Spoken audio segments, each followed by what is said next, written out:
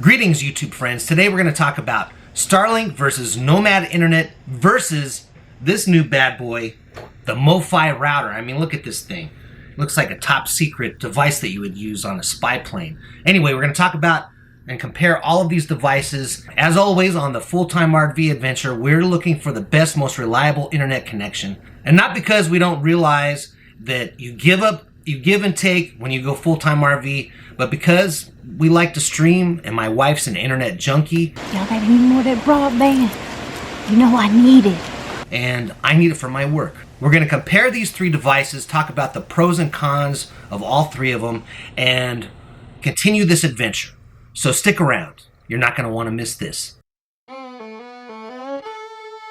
Everybody loves to travel. Most of us love adventure. My wife and I would talk about traveling. One day, we both looked at each other and said, let's just do it. We sold our house and liquidated most of our belongings. We bought a fifth wheel, loaded up the dogs, and hit the road. We invite you to join us on our journey. The Captain and Michelle Road Trip.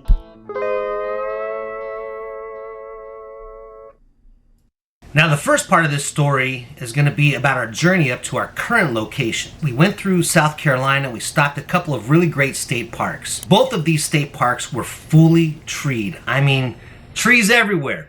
Some of them are very difficult to get into. The spots, they were tight, but really, they were beautiful, magnificent. I really enjoyed the piece of it all, but there was no Starlink whatsoever because of all the obstruction. Now, at this point, we only had Starlink and Nomad Internet. So far, Starlink was crushing it and Nomad Internet was not living up.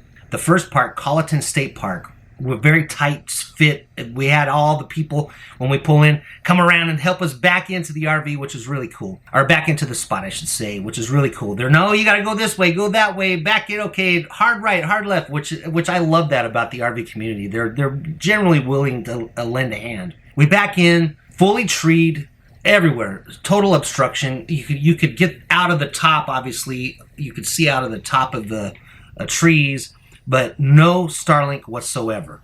That's not good because I need internet. We pull out the trusty Nomad Internet. It is a lightweight, flimsy piece of equipment, and the antennas off of it are not very long, but it did actually pull something on the T-Mobile network, which is what it operates. It pulled some connectivity. It was 4 megabits per second down and 2 megabits per second out. We were only there for maybe 5 or 6 days, so we lived with it. My wife was able to stream her internet or her shows, and she was happy. And when you're doing this thing and you're living in 400 square feet of space, it's really important to keep your wife extremely happy, which is definitely one of the things I strive for.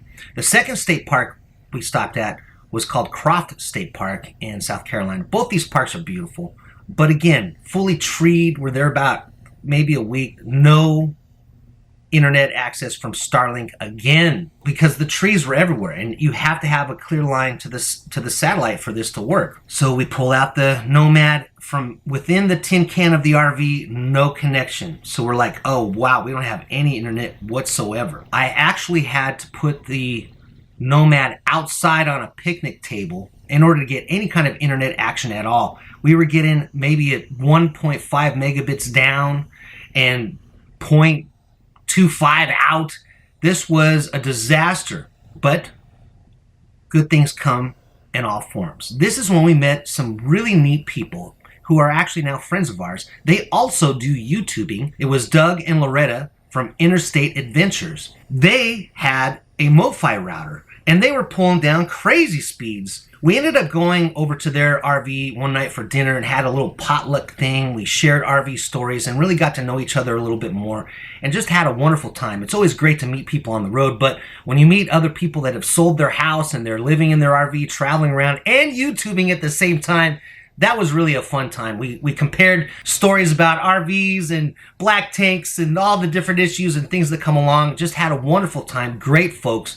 And I'll tell you this, that guy Doug is super duper handy. He's doing all kinds of stuff, drilling holes in his RV, putting up solar, doing this. I mean, really, they put out some great information and they're a lot of fun. So check out their channel, Interstate Adventures. I'll put a link below. But anyway, he tells me about this Mofi router. And I'm like, and he's pulling down like 100 megabits, but it was spotty because the cell service just wasn't there either. But it was going up and down for them, but they did have connectivity. They had pretty high speeds, and even though it was fluctuating and dropping in and out, they did have a signal, and it was a pretty fast signal. They were running on the T-Mobile network as well, and I'm on the T-Mobile network, and I'm pulling 1.5 megabits down with this little Nomad router. That's when I realized something's got to change. I just cannot depend on the Nomad for my second form of internet. It's crucial for me to have it, and if I go somewhere and want to stay for 2 or 3 weeks, I need to make sure I can work, and I need to make sure my wife's happy. That's rule number 1. The long and the short of it is, Doug told me that he had this particular router, and I pulled it up because I ended up getting it. The Mofi 15500-5G XE LTE. This thing right here. Now this is a $500 router. And I'm no one's paying me for any of this. It's not like these companies are sending me these things and say, hey, test this out, try it. So I'm out $700 on the Starlink startup, and that's $135 a month. Now the Nomad, I'm paying $150 a month. And then I got this Mofi router, but I found something really extraordinary. I found out that this Mofi router can work on any SIM card. Matter of fact, I have a SIM card that can run on either T-Mobile or AT&T, and you can get a SIM card that will run on all 3 major carriers in the United States. It'll run on any carrier, Mexican, Canadian carriers, wherever you are. And I'll tell you the other thing about this Mofi router that's really neat. You could potentially get this and replace your internet at home and pay much less than you normally do. And here's why, because if you have cell phone access at your house, that cell phone carrier you can pick up on this router because you can put any SIM card in there. It's important to know how much data you need every month. And again, with a good router, it will monitor and tell you. With my mesh network and my mesh router, I know that we're using at least 40 gigabytes of data a month. So I know that I need that much data. If I'm going to switch to a cell data SIM card, I need to be able to make sure the price is within reason. But you can get plans with just about any carrier for like $50 a month to get 50 gigabytes of data. And I know people that have children in the house and they have more connections at your house. You may have more data needs, but that's why it's important to know how much you need in order to get the right plan, in order to know what your budget's going to be. But for example, at my house, I was paying like $130 a month for high-speed internet access. And with this Mofi router, if I was on my carrier plan, I would only be paying $50 a month.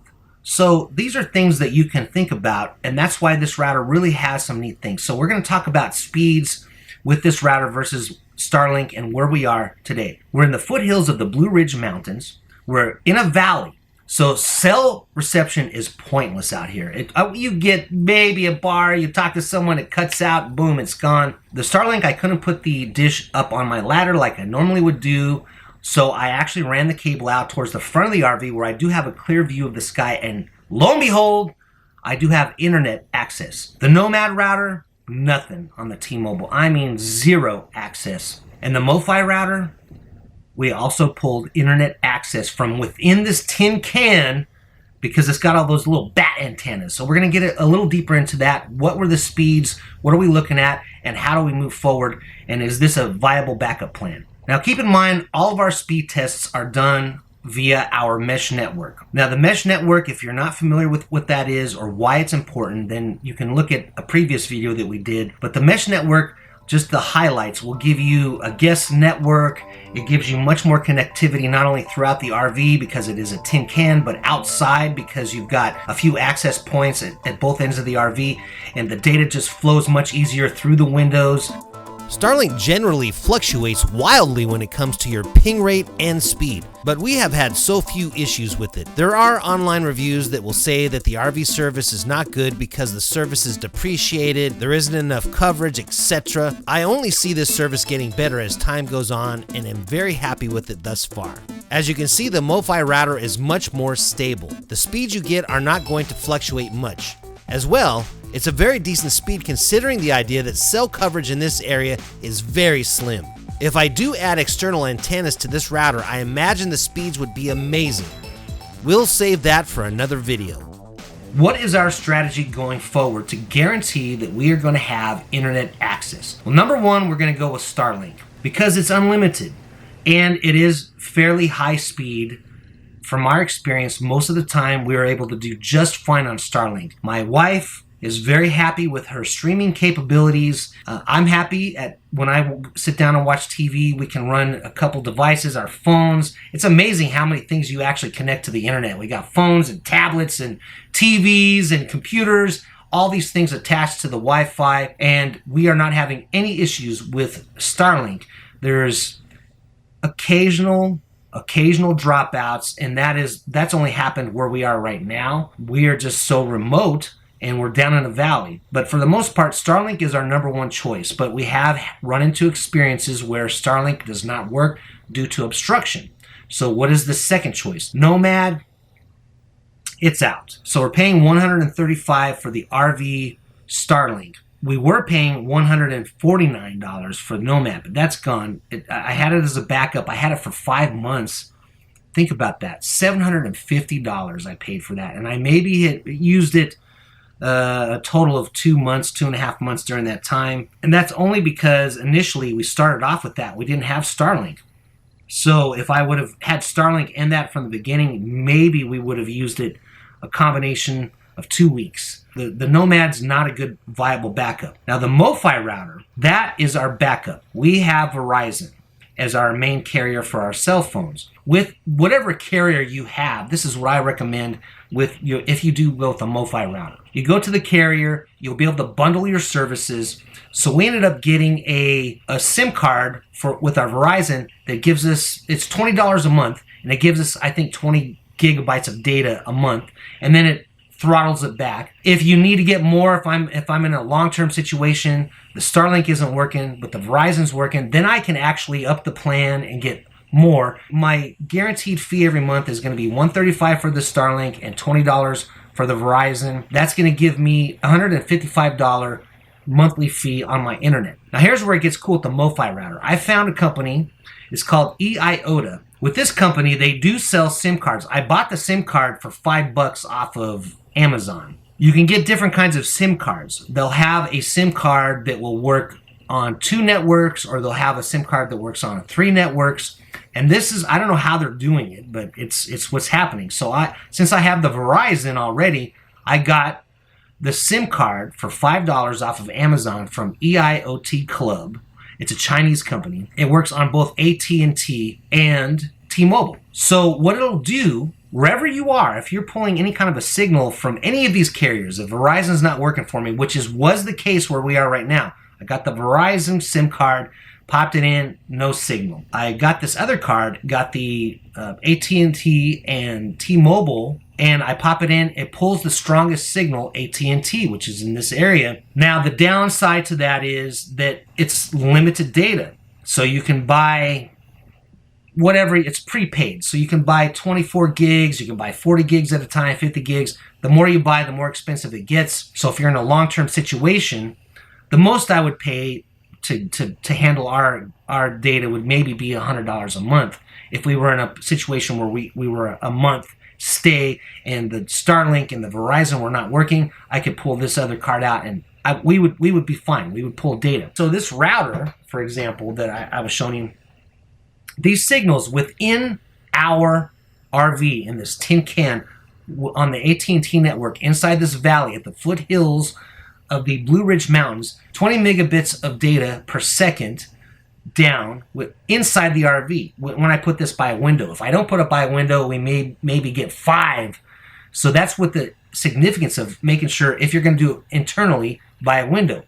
Like I said, you can take these off. You can run a cable out of the RV.